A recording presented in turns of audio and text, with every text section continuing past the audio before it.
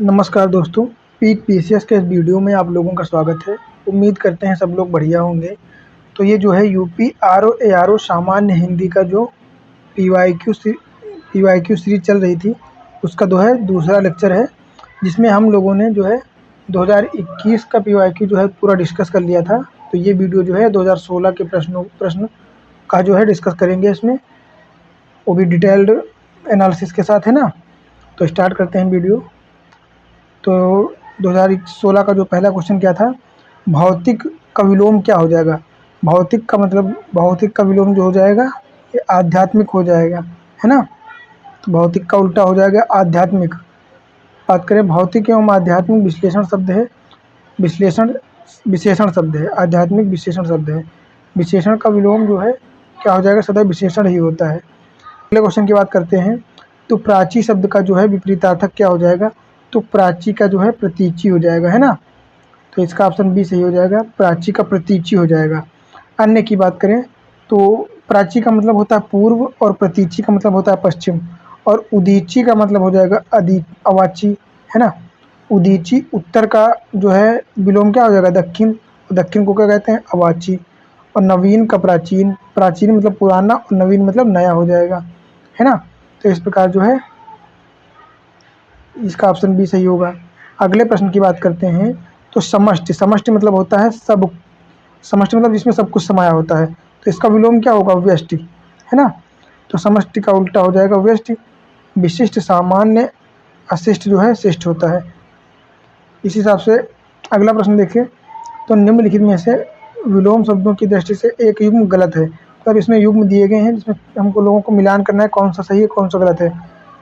तो विधि का निषेध, है ना, और आह्वान का विसर्जन, अम्मीय का हलाहल, आग्रह का विग्रह। तो इसमें कौन सा गलत हो जाएगा, ये गलत हो जाएगा, क्योंकि आग्रह का विग्रह की जगह पे दुराग्रह होगा।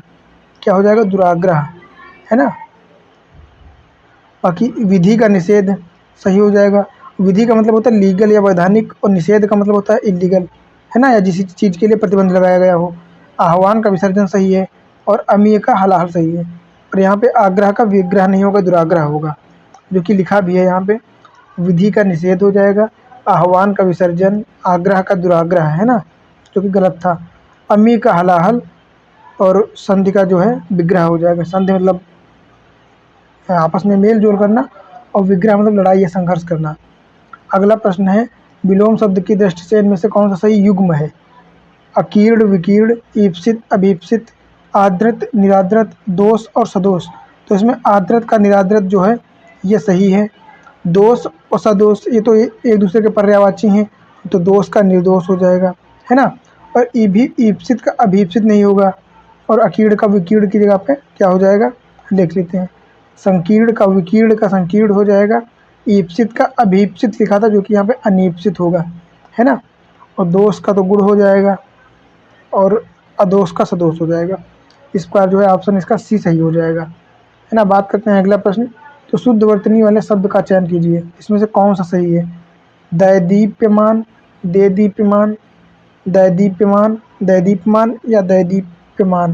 तो इसमें क्या हो जाएगा, इसमें अगर सिंगल मात्रा होती तो सही हो जाता है, ये गलत हो जाएगा। दैदीप्यमान ये तो गलत हो जाएगा, और देदीप्यमान भी गलत होगा। इसका ऑप्शन जो है डी होगा, जो देदीप्यमान कहलाता है ना, सही शब्द है। और व्याख्या देख लेते हैं इसकी। तो क्या हो जाएगा यहाँ पे, ये देदीप्यमान, ऑप्शन डी जो है सही होगा। अन्य यहाँ पे कुछ दिया गया है, ये पढ़ सकते हैं आप अपने हिसाब से। निम्नलिखित में से अशुद्ध वर्तनी का जो है चुनाव करना है। कौतूहल, निरपेक्ष, अनधिकार और पौराणिक। तो इसमें कौतूहल भी सही है, निरपेक्ष भी सही है, अनधिकार से भी सही है। पौराणिक का जो है ये पौराणिक वाला सही हो जाएगा। अन्य तो दिए गए हैं, आप देख सकते हैं। अगले प्रश्न की बात करें। तो निम्नलिखित में से शुद्ध वाक्य, मुझसे यह काम संभव नहीं हो सकता, है ना।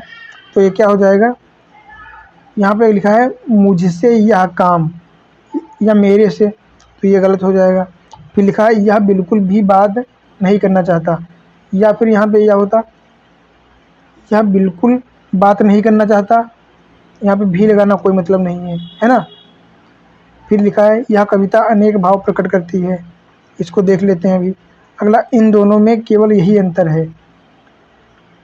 इन दोनों में केवल या तो केवल होता या फिर यही होता, इन दोनों शब्दों में से कोई एक लिखना था, तो ऑप्शन सी जो है सही हो जाएगा। फिर देखते हैं, मुझसे यह काम संभव नहीं है, ये सही हो जाता उसका। और वह बिल्कुल बात नहीं करना चाहता, और ऊपर वालों का जो सही रूप है ये लिखा हुआ है ना। फिर इन दोनों में यही अंतर है, बोला था केवल लिखो या फिर यही लिखो, एक चीज़ लिख सकते हो। बात करें अगले प्रश्न की, तो इसमें क्या लिखा है, शुद्ध वाक्य का चयन करना है। तो इसके बावजूद भी हमसे हिंदी लिखने में बहुत भूल हो जाती है ना। इसके बावजूद भी हमसे हिंदी लिखने में भूल हो जाती है, बहुत का कोई मतलब नहीं है यहाँ पे। इसके बावजूद भी हमसे हिंदी लिखने में बहुत भूलें हो जाती हैं, भूलें की जगह गलतियाँ हो सकता है। इसके बावजूद भी हमसे लोगों से हिंदी लिखने में बहुत भूल हो जाती है। अगला क्या है, हिंदी, इसके बावजूद हम लोगों से हिंदी लिखने में बहुत भूलें हो जाती हैं। भूलें हो जाती हैं, बहुत नहीं होना चाहिए। या फिर देख लेते हैं एक बार और, जो है इसमें क्या हो जाएगा, इसके बावजूद भी हम लोगों से हिंदी लिखने में बहुत भूल हो जाती है। बहुत भूल नहीं होगा, यहाँ पे भूलें हो जाएगा। अगला क्वेश्चन है, इसके बावजूद हम लोगों से हिंदी लिखने में बहुत भूलें हो जाती हैं, तो यही ऑप्शन जो है सही हो जाएगा। अन्य की बात करें अगर, अगला क्वेश्चन, तो इसमें भी अशुद्ध वाक्य चयन करना है। तो क्या लिखा है, पुलिस द्वारा डाकुओं का पीछा किया गया, देश की वर्तमान मौजूदा हालत। यहाँ पे देखो, या तो मौजूदा ना होता या फिर वर्तमान ना होता। वर्तमान मौजूदा का एक ही मतलब है, तो ये तो सीधा सीधा कट जाएगा। फिर क्या हो जाएगा, इसमें अशुद्ध, अशुद्ध का ही जो चयन करना था, है ना, तो ये हो जाएगा अशुद्ध, बाकी सारे सही हैं। अगला क्वेश्चन क्या है, परंपरा से चली आ रही बात के लिए क्या प्रयुक्त होगा, प्रतिश्रुति, अनुलोम, ब्याज स्तुति या अनुश्रुति। तो जो परंपरा से चली आ रही बात होती है उसको अनुश्रुति कहते हैं। अनुश्रुति मतलब दूसरे लोगों से सुनी हुई बात, अनुश्रुति, है ना। व्याख्या देख लेते हैं इसकी, तो ऑप्शन डी अनुश्रुति हो जाएगा, है ना। अगर प्रतिश्रुति की बात करें तो किसी बात के लिए दया, किसी बात के लिए जो है दिया जाने वाला वचन, है ना, जिसको शपथ कहते हैं, उसको प्रतिश्रुति कहते हैं। और वाज स्तुति किसे कहते हैं, वाज स्तुति निंदा के बहाने स्तुति कहते हैं, निंदा के बहाने को स्तुति कहते हैं। और अनुलोम को कहें तो यथाक्रम या ऊपर से नीचे की ओर आने वाले जो प्रयुक्त किए जाते हैं उसके लिए अनुलोम होता है, अनुलोम, है ना। फिर बात करें अगले प्रश्न की, तो जिसके पास कुछ ना हो, जिसके पास कुछ नहीं होता उसको अकिंचन कहते हैं, है ना। और जो कुछ कर नहीं सकता है, करने में सक्षम नहीं होता, उसको अक्षम कहते हैं। असमर्थ भी इसी प्रकार का होता है, जो किसी कार्य को करने में समर्थ नहीं होता है ना। और आज्ञ की बात करें तो आज्ञ वो हो जाता है, कौन हो जाता है, अज्ञ जो कुछ नहीं जानता होता है उसको अज्ञ कहते हैं। और विज्ञ की बात करें तो जो बहुत कुछ जानता होता है उसको कहते हैं विज्ञ, है ना। तो यहाँ पे दिया भी गया है, जिसके पास कुछ ना हो अकिंचन, जो कुछ करने में सक्षम नहीं हो अक्षम, ज्ञानी या अज्ञानी जो होता है, अज्ञ अज्ञानी उसको कुछ जानता नहीं होता है, असमर्थ जिसमें सामर्थ्य ना हो या जो कुछ कर सकने में सक्षम ना हो, समर्थ ना हो। फिर अगला क्वेश्चन है, स्वेद से उत्पन्न होने वाला वाक्यांश, तो वो हो जाएगा स्वेदज, जो कि रिपीटेड क्वेश्चन है, 2021 में भी पूछा गया था, है ना। स्वेद से उत्पन्न होने वाले को स्वेदज कहते हैं, और अंडे से उत्पन्न होने वाले को अंडज, तथा जन्म जिसका जन्म शरीर से हो उसको पिंडज कहते हैं, जैसे हम लोग हो गए, है ना। अगला प्रश्न है, अपरिणत जो है, अपरिणीत शब्द निम्नलिखित में से किस वाक्यांश के लिए प्रयुक्त जो है सबसे सटीक बैठता है। अपरिणीत, जिसका परिणाम ना निकलता हो, तो ये नहीं होगा।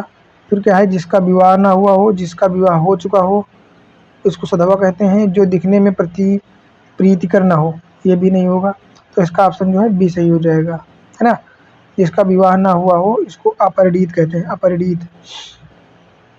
अगला प्रश्न क्या है, निम्नलिखित में से किस वाक्यांश के लिए एक शब्द दुर्निवार होता है। दुर्निवार मतलब जहाँ जाया ना जा सके, है ना, या जिसे पूरा करने में करना कठिन हो, है ना। तो क्या हो जाएगा, जिसे दूर करना कठिन हो या जो करना कठिन हो तो उसको दुर्निवार कहते हैं।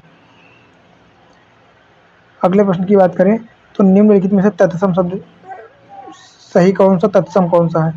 दही, गयंद और क्या हो जाएगा, गाहक और जो है जीर्ण।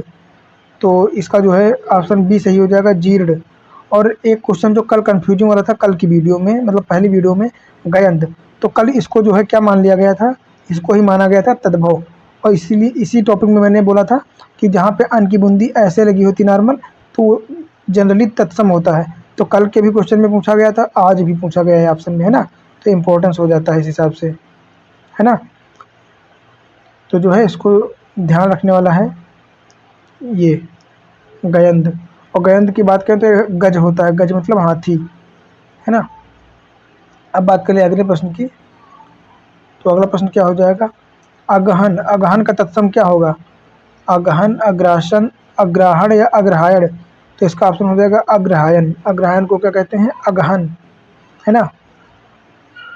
बात करें क्या होता है अगहन, तो अगहन हिंदू पंचांग का एक महीना है। जिन शब्दों को संस्कृत से बिना परिवर्तन के हिंदी में लिया जाता है उनको तत्सम कहते हैं, तत्सम। अगला प्रश्न क्या हो जाएगा, निम्नलिखित में से तद्भव कौन सा होगा, चतुर्दशः, 14, चतुर्थ, चत्वारि। तो ये सारे तो संस्कृत के शब्द लग रहे हैं, पर जो 14 है ये सीधा सीधा हिंदी का लग रहा है ना। तो ये क्या हो जाएगा, तद्भव। अगले की बात करें, अभ्यंतर। अभ्यंतर मतलब अंदर जाना होता है, अंदर, है ना। तो अभ्यंतर का जो है तद्भव क्या हो जाएगा, भीतर हो जाएगा। अभ्यंतर का मतलब भीतर होता है ना। और गहरा का तत्सम क्या हो जाएगा, गंभीर। और बाहर की बात करें तो बहिर हो जाएगा। और अगर बहरे की बात करें, बहरा, है ना, तो ये हो जाएगा बधिर, ये वाला बधिर, है ना। अगला जो है करपट का तद्भव क्या होगा, तो ये हम लोगों ने कल भी देखा था, कल के क्वेश्चन में कपड़ा हो जाता था, है ना। तो यहाँ करपट का तद्भव जो होगा कपड़ा होगा, है ना। अन्य के देखिए, तो कपट का मतलब धोखा होगा, जिसको कपाट कारपेट कहते हैं। कारपेट जो असंगत हो जाएगा, है ना। कपूर को कर्पूर तद्भव हो जाएगा, है ना। अगला क्वेश्चन क्या है, वह बहुत खाता खान वह बहुत खाता है। इस वाक्य में बहुत शब्द का किस प्रकार का होगा, बहुत क्या हो जाएगा, निश्चित परिमाणवाचक, निश्चित संख्यावाचक, तुलनात्मक और अनिश्चित। तो यहाँ पे लिखा है बहुत खाता है, मतलब बहुत कितना, ये नहीं पता है कि कितना खाता है, तो ये अनिश्चित हो जाएगा, है ना। तो अनिश्चित परिमाणवाचक विशेषण जो है हो जाएगा ये। जो कि यहाँ पे विश्लेषण दिया है, आप लोग पढ़ सकते हैं व्याख्या आराम से बैठ के। अगला प्रश्न क्या है, निम्नलिखित वाक्यों में से वह वाक्य चुनिए जिसमें गुणवाचक विशेषण की बात करी गई हो। गुणवाचक, वह नटखट बालक संगीत नहीं सुन रहा है, वहाँ बहुत से पक्षी उड़ रहे हैं, है ना। मैंने 10 मन गेहूँ काटे या खरीदे, ऐसे आदमी लाखों में एक होते हैं। तो यहाँ पे क्या होगा, वह नटखट बालक। यहाँ पे नटखट जो हो जाएगा वो क्या हो जाएगा, ये विशेषता हो जाएगी कि, और जो गुणवाचक विशेषण है ये विशेषता है, मतलब गुण है कि वो नटखट है। तो यहाँ पे ये सही हो जाएगा, है ना। बात करें अगले क्वेश्चन की, तो सतीश चंचल बालक है। सतीश कैसा बालक है, सतीश चंचल बालक है। चंचल क्या है, यह एक गुण है कि वो चंचल है, मतलब शैतान है, जो कि एक विशेषता है। तो क्या हो जाएगा, ये गुणवाचक हो जाएगा विशेषण, है ना। अगला क्वेश्चन की बात करें, तो मानसिक विशेषण किस मूल से संबंधित है। तो मानसिक किससे बना हुआ है, तो मानस से बना हुआ है ना, मानस से बना हुआ है। मानसिक में जो है इक प्रत्यय जोड़ने से इक मानसिक बन जाएगा, है ना, जो कि एक विशेषण है। यहाँ पे लिखा भी है, इक प्रत्यय जोड़ने से बन जाएगा। अगला प्रश्न क्या हो जाएगा, चारित्रिक। चारित्रिक जो है किस शब्द से बना है, तो ये चरित्र से बना है। इसमें भी इक प्रत्यय जोड़ देंगे तो चारित्रिक हो जाएगा, है ना। अगला प्रश्न हो जाएगा, मीमांसा का सही पर्यायवाची क्या होगा।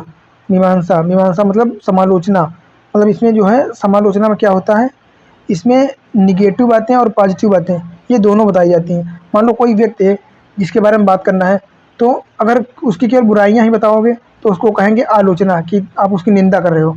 और उसके जो है आप गुण भी बताओ और दोष भी बताओ, मतलब अच्छाइयाँ और बुराइयां दोनों बताओ, तो उसको कहते हैं समालोचना, है ना। मतलब उसकी समीक्षा की जा रही है, विश्लेषण किया जा रहा है कि उसकी अच्छाइयाँ कौन कौन सी हैं, बुराइयाँ कौन कौन सी हैं। तो ये समालोचना हो जाएगा। अगला है, बिजली का पर्यायवाची शब्द कौन सा है। चमक, प्रकाश, इनमें से कोई नहीं, सौदामिनी। तो सौदामिनी, दामिनी ये सब क्या हो जाएंगे, और ये सब पुंडरी, ये सब जो हैं इसके हो जाएंगे बिजली के प्रकाश तो ज्योति का हो जाएगा, और चमक जो हो जाएगा ये अलग हो जाएगा। देख लेते हैं यहाँ पे, विद्युत तड़ित चपला दामिनी, ये सब जो हैं किसके हैं, ये जो हैं बिजली के हो जाएंगे। और चमक की बात करें तो आभा, दीप्ति, द्युति, कांति, जगमगाहट, ये सब चमक के पर्यायवाची हैं। और प्रकाश की बात करें तो आलोक, रोशनी, उजाला, ज्योति, है ना। इसी प्रकार अंधकार के तिमिर हो जाएंगे, ये सब हो जाएंगे। बात करते हैं निम्नलिखित में से कौन सा लक्ष्मी का पर्यायवाची नहीं है। इंदिरा, भारती, रमा और कमला, है ना। तो भारती किसका हो जाएगा, भारती जो है ये भारती नहीं होगा, किसका, लक्ष्मी का। बाकी सारे होंगे। लक्ष्मी में सरस्वती भी आ जाती हैं, है ना, सरस्वती भी आ जाएंगी लक्ष्मी में। तो देख लेते हैं यहाँ पे, भारती जो है लक्ष्मी का पर्यायवाची शब्द नहीं है, भारती सरस्वती का हो जाएगा, है ना। तो सरस्वती का जो है भारती हो जाएगा, और लक्ष्मी के इंदिरा, रमा, कमला ये सब हो जाएंगे। अन्य की बात करें तो लक्ष्मी के पर्याय कौन हो जाएंगे, रमा, इंदिरा, कमलासन, श्री, कमलासना और विष्णुप्रिया और कमला ये सब हो जाएंगे, है ना। और सरस्वती की अगर पर्यायवाची की बात करें तो हो जाएगा कौन कौन, एक तो हो जाएगा भारती, वागेश्वरी, वीणावादिनी, वाचा, विद्या देवी, ये सारे हो जाएंगे। बात करते हैं अगले क्वेश्चन की। तो निम्नलिखित में से कौन सा कपड़ा का पर्यायवाची शब्द नहीं है। कपड़ा का वस्त्र हो जाएगा, वसन हो जाएगा, उपपट हो जाएगा, है ना, पर वासन नहीं होगा, बाकी सब हो जाएंगे। अगला प्रश्न जो होगा, निम्नलिखित में से कौन सा शब्द मेघ, मेघ मतलब बादल, का पर्यायवाची नहीं है। मेघ, मेघ का जो है पयोधर हो जाएगा, वारिधर हो जाएगा, जलधर हो जाएगा, और दामोदर नहीं होगा, दामोदर नहीं होगा, है ना। देख लेते हैं यहाँ पे व्याख्या।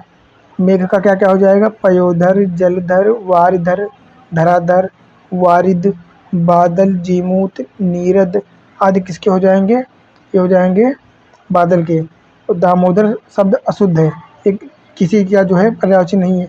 पर यहीं पर अगर दामोदर होता तो जो श्री कृष्ण का हो जाता, है ना। तो जनार्दन, चक्रपाणी, विश्वम्भर, मुकुंद, नारायण, केशव, माधव, चतुर्भुज, ये सब जो है दामोदर के रूप हो जाएंगे, है ना। अगला प्रश्न है, आविर्भूत, आविर्भूत का विलोम क्या होगा, अनास्था, अनेकता, अनावृष्टि, तिरोभाव या तिरोभूति। जैसे आविर्भाव का तिरोभाव हो जाता है, उसी प्रकार आविर्भूत का तिरोभूत हो जाएगा, क्योंकि अनास्था का विलोम आस्था हो जाएगा, और अनेकता का जो है एकता, और अनावृष्टि का जो है वृष्टि हो जाएगा, है ना। तो ये जो है एक दूसरे के, अनावृष्टि का मतलब क्या होता है, अनावृष्टि का मतलब होता है वर्षा का कम होना, और अतिवृष्टि इसका उल्टा हो जाएगा, जिसमें बहुत ज़्यादा वर्षा हो जाती है ना। फिर अगला प्रश्न बात करें तो क्षणिक का शब्द क्या होता है, क्षणिक, क्षणिक मतलब मोमेंट, एक मोमेंटम। तो अल्प, शाश्वत, विमुख या स्वर, शाश्वत हो जाएगा क्षणिक का, है ना। अन्य की बात करें तो अति क्षर का विलोम हो जाता है, अति जो है क्षर का विलोम हो जाता है ना।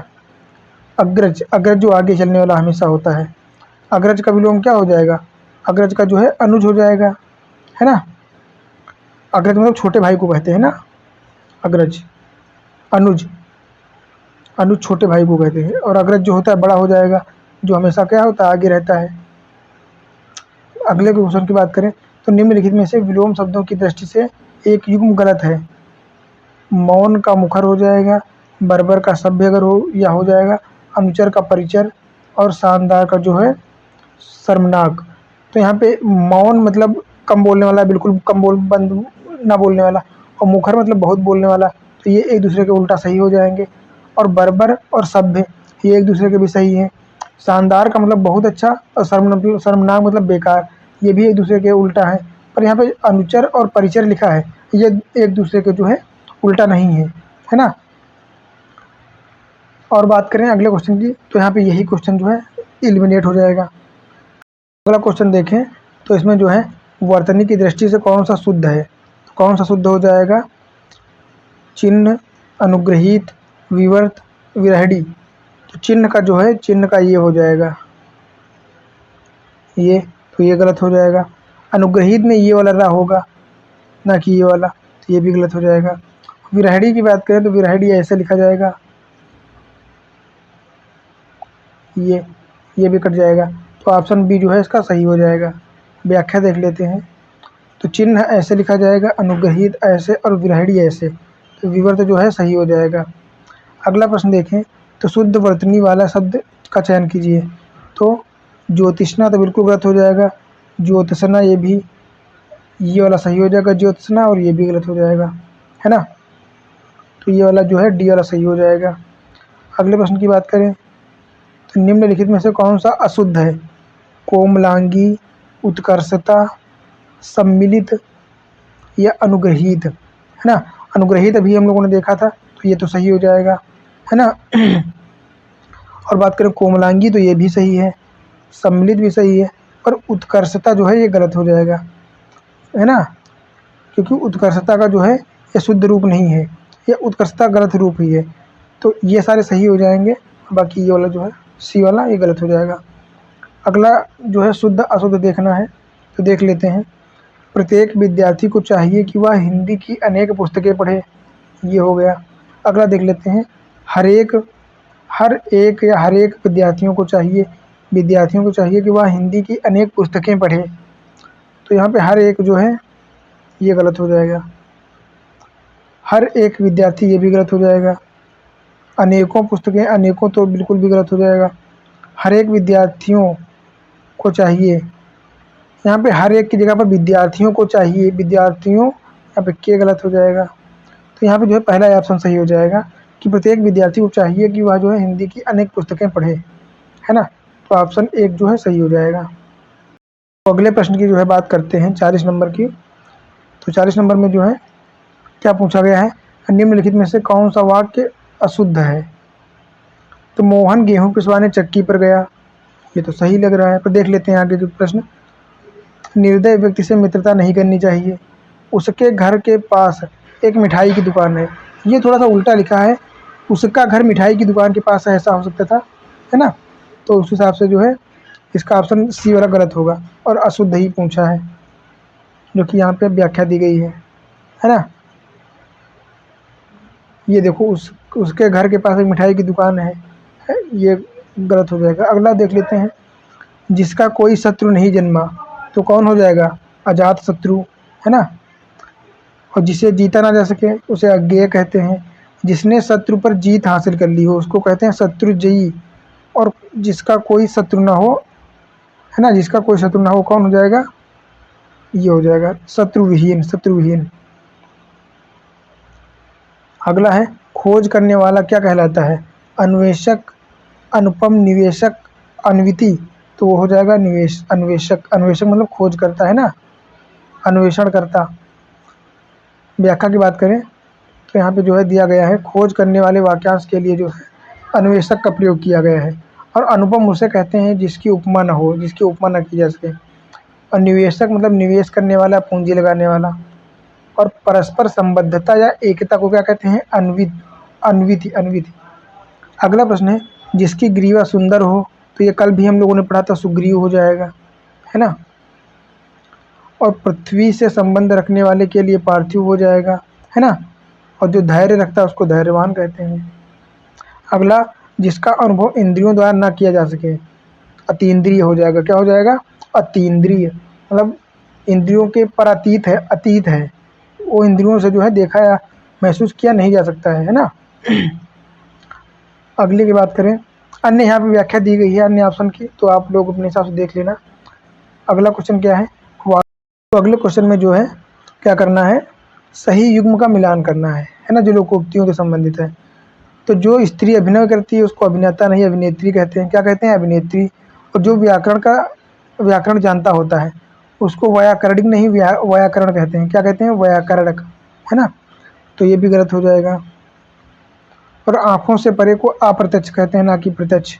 लौट कर आया हुआ प्रत्यागत कहते हैं। सही बात है। व्याख्या देख लेते हैं। लौट कर आया हुआ प्रत्यागत, जो स्त्री अभिनय करती है अभिनेत्री, जो व्याकरण जानता हो व्याकरण कहलाता है। आँखों से परे परोक्ष या अप्रत्यक्ष, और आँखों के सामने होता है उसको क्या कहते हैं? प्रत्यक्ष। तत्सम शब्द निकालना है। उछाह, उल्लू, ओष्ठ, उजाला। तो इसका ओष्ठ, ओष्ठ मतलब ओठ हो जाएगा, है ना। इसका ओठ जो है तद्भव हो जाएगा, तो ये एक तत्सम शब्द है। और की बात करें तो होंठ का ओठ ओष्ठ हो जाएगा, उछाह, उछाह का उत्साह, उजाला का उज्ज्वल, उल्लू का उलूक हो जाएगा, तत्सम, है ना। अगला परिवा, परिवा का जो है तत्सम क्या होगा, परवा, प्रतिपदा, पड़ीवा, परेवा। तो परिवा का जो है परेवा हो जाएगा, है ना। परिवा जो है तिथि को संदर्भित करता है, परिवा मतलब प्रतिपदा। अगले क्वेश्चन की बात करें, व्याख्या अगर देखना चाहें तो देख सकते हैं, जो है परिवा तत्सम प्रतिपदा हो जाएगा। और हिंदी माह के प्रत्येक पक्ष के प्रथम तिथि को जो है क्या कहते हैं, परेवा या प्रतिपदा, है ना। अगला हो जाएगा निम्नलिखित तत्सम तद्भव को चुनिए, कौन सा संगत युग्म है। तो खरपट, खरपट का खोपड़ी, पर्यंक का पलंग, और सुक्त का सत्य, घोटक का घड़ा। घोटक का घड़ा नहीं, घोड़ा हो जाएगा, है ना। घोटक का घड़ा हो जाएगा। और अगर पर्यंक का पलंग कहें तो ये वाला ऑप्शन जो है सही है ना। खरपट का खरपतवार हो जाएगा, ना कि खोपड़ी। और सुक्त सख्त, सख्त मतलब सख्त सत्य नहीं होगा। तो यहाँ पे व्याख्या देख लेते हैं। पर्यंक, पर्यंक का पलंग जो होगा सही होगा। सत्तु का सत्तु हो जाएगा, सत्य का सच, घोटक का घोड़ा और घट का घड़ा हो जाएगा, है ना। अगला प्रश्न क्या है, निम्नलिखित में से तद्भव कौन सा होगा। तद्भव, आंसू, तो जो है आंसू ही हो जाएगा, क्योंकि मैंने बताया था एक ये नियम। इस प्रकार के शब्द जो हैं तद्भव होते हैं। वानर का तत्सम वानर का तद्भव बंदर हो जाएगा, उच्च का ऊंचा हो जाएगा, और एकत्र का एकत्रित हो जाएगा, इकट्ठा हो जाएगा। अगला कपित्थ, कपित्थ का तद्भव क्या हो जाएगा, कैथा। कपित्थ का जो है तद्भव कैथा हो जाएगा, है ना। कपूर का कर्पूर हो जाएगा, क्या हो जाएगा, कर्पूर। केला का कदली हो जाएगा, है ना। खजूद, खजूद का क्या हो जाएगा, खजूद जो है खरजूर का जो है खजूर का हो जाता है तद्भव, है ना। अगला जो है निम्नलिखित शब्दों में से कौन सा गुणवाचक विशेषण है। गुणवाचक, उचित, कुछ, तीन या पांचवा। गुणवाचक जो है विशेषण क्या हो जाएगा, उचित, पांचवा, कुछ या तीन। तो यहाँ पे जो उचित है ये आंसर हो जाएगा। कैसे, उचित गुणवाचक विशेषण है, पांचवा एवं तीन जो है संख्यावाचक विशेषण हो जाएंगे, वो भी निश्चित संख्यावाचक, क्योंकि यहाँ पे पांचवा तीसरा मतलब दिया है संख्या, तीन पाँच। कुछ शब्द अनिश्चित संख्यावाचक या परिमाणवाचक विशेषण है ना। अगला प्रश्न क्या हो जाएगा, निम्नलिखित में से कौन सा विशेषण संज्ञा से नहीं बना है। श्री राम, सुंदर, दानी, चमकीला। तो सुंदर जो है ये विशेषण से बना, विशेषण संज्ञा से नहीं बना हुआ है। बाकी श्रीमान, दानी, चमकीला ये सब बने हुए हैं, है ना। व्याख्या देखना चाहें आप लोग तो ये देख सकते हैं, है ना। बात करें श्रीमान की और चमकीला की, तो चमकीला में जो है इसमें ईला जो है वो लगा हुआ है, क्या, प्रत्यय, है ना। अगला देखें तो निम्नलिखित में से किस वाक्य में उत्तम अवस्था, उत्तम अवस्था गुणवाचक विशेषण का जो है प्रयोग किया गया है। उत्तम अवस्था मतलब परमानंद कक्षा में सबसे होशियार छात्र है, मन सबसे होशियार, मनमोहन ने इस दुकान से 1 किलो टमाटर खरीदा। इसका तो कोई संबंध ही नहीं है, क्योंकि यहाँ पे जो है हो जाएगा तो जो है परिमाणवाचक विशेषण हो जाएगा। और इस पौधे में इतना पानी डालना, ये भी परिमाणवाचक हो जाएगा, लेकिन अनिश्चित परिमाणवाचक, है ना। इतना दिया गया कि कितना डालना है ये नहीं बताया गया है। फिर विजय पहलवान एक दिन में 4 लीटर दूध पीता है, कितने लीटर, 4 लीटर। तो यहाँ पे संख्यावाचक परिमाण संख्यावाचक जो है विशेषण हो जाएगा। और यहाँ पे जो है होशियार, यहाँ पे इसकी विशेषता बताएगी कि ये चतुर है या होशियार है, तो ये गुणवाचक विशेषण हो जाएगा, है ना। अगले प्रश्न की बात करें अगर, तो अगला प्रश्न इधर दिया गया है, क्या दिया गया है, सौर किस शब्द से बना हुआ है। सौर, सौर सूर्य से बना हुआ है, ये तो सबको पता होगा। अगला निम्नलिखित में से कौन सा विशेषण जो है, कौन सा विशेषण है, आग, अगिन, आग्नेय, उपयुक्त में से कोई नहीं।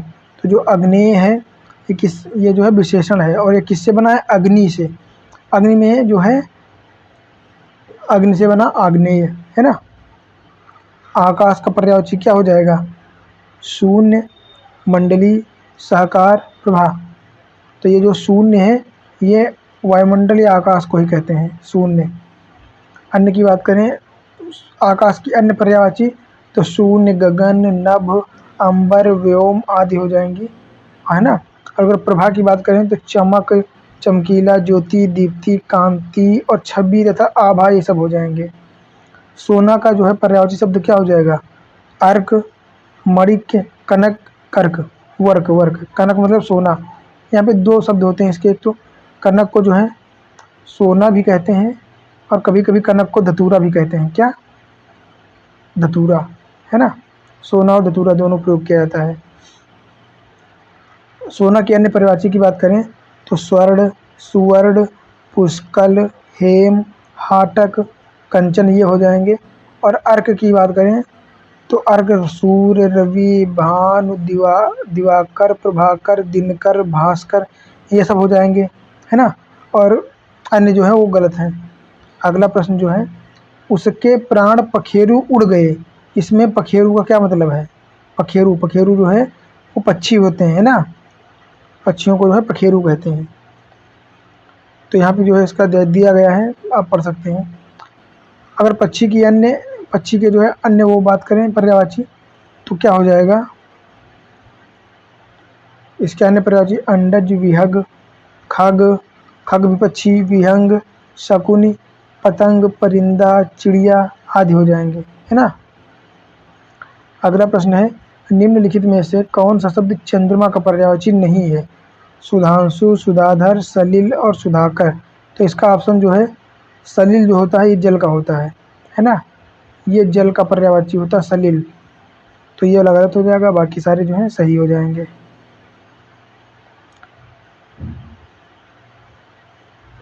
बात करें पानी, पानी का जो है नीर, तोय, अम्बु, वारी ये जो होते हैं ये पानी के जल के होते हैं और चंद्रमा के ये दिए गए हैं। तो इस श्रृंखला या इस 2021 का जो है 2016 का ये आखिरी क्वेश्चन है। निम्नलिखित शब्दों में से एक माता का पर्यायवाची शब्द नहीं है। अम्ब, अम्बा, अम्ब, जननी। तो अम्ब जो है ये जल का पर्यायवाची है का जल का। बाकी अम्ब, अम्बा और जननी ये सब माता के पर्यायवाची हैं। माता के पर्यायवाची अन्य हैं जो अम्बा, अम्ब, जननी, मात्र, धात्री आदि, है ना। तो इस प्रकार जो है 2016 के PYQ सीरीज में जो है जितने क्वेश्चन थे वो सारे हम लोगों ने जो है कवर कर लिए हैं एनालिसिस के साथ, वो भी डिटेल्ड व्याख्या के साथ। तो उम्मीद करते हैं ये जो वीडियो है आप लोगों को अच्छी लगी होगी और कुछ सीखने को मिला होगा।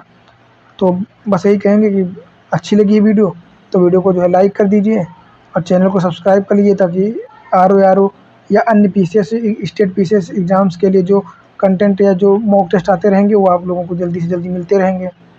और ठीक है, फिर मिलते हैं अगली वीडियो में। वीडियो देखने के लिए आप लोगों का धन्यवाद।